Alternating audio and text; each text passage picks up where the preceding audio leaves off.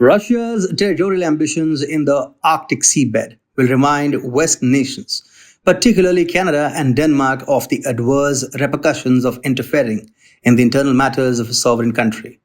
As Putin is planning to increase Moscow's sphere of influence in the Arctic region, a threatened Justin Trudeau and Mette Frederiksen will most likely approach their untrustworthy allies, the US and the EU. Hi and welcome to TFIGlobal, the foreign affairs and geopolitical analysis arm of the TFI media group. I'm your host Atul Mishra. Let's begin. On 27 January, Russian President Vladimir Putin held discussions with high-ranking officials about the status of Russia's efforts to legally enhance the outer boundaries of its continental shelf in the Arctic Ocean. In 2021, Moscow filed a submission at the UN which sought to redefine its continental shelf, which contains huge unexploited sources of oil and gas. Russia's claims can have grave consequences for Canada and Denmark as they have their own assertions regarding the matter. According to a statement released by the Kremlin website, Putin stated, "We have several important issues today, colleagues, concerning both the domestic agenda and the issue of the outer limit of Russia's continental shelf in the Arctic Ocean. Let's get to work." Putin's meeting was attended by Defense Minister Sergei Shoigu and Foreign Intelligence Chief Sergei Naryshkin.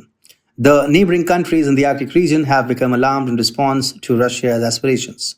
Over the years, NATO countries have increased their military exercises in the Arctic region in the backdrop of Moscow's endeavors to consolidate its military and diplomatic presence. In addition to Washington and Brussels, Canada is also quite active in circulating misinformation against Russia. Justin Trudeau's regime tried to damage the economy of Russia and interfere in the internal affairs of Moscow's domestic politics. In March 2021, Canada imposed sanctions on 9 high-ranking officials in Putin's regime, falsely accusing them of systemic human rights violations. Canada further went ahead and accused the Russian regime of plotting to murder the controversial opposition politician Alexei Navalny.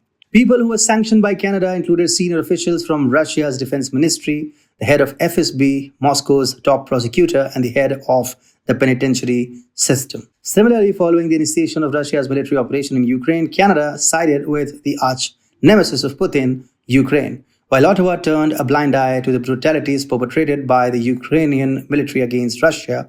Trudeau announced during the G20 summit in Bali that Canada will provide $500 million in military assistance to Kiev. An identical pattern was followed by Denmark in the geopolitical domain.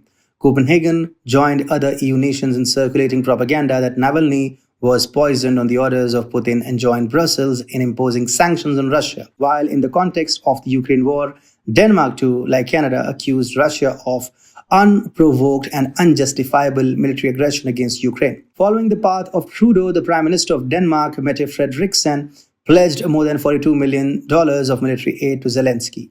As Canada and Denmark turned a blind eye to the atrocities perpetrated by NATO and Ukraine with respect to the territorial integrity and political sovereignty of Russia, Russia will be giving them a harsh reality check now. Moscow's plan to increase the size of its continental shelf will help Canada, Denmark, and other allies realize that the Ukraine war could have been avoided had the West not continued to deploy aggressive military infrastructure along its borders.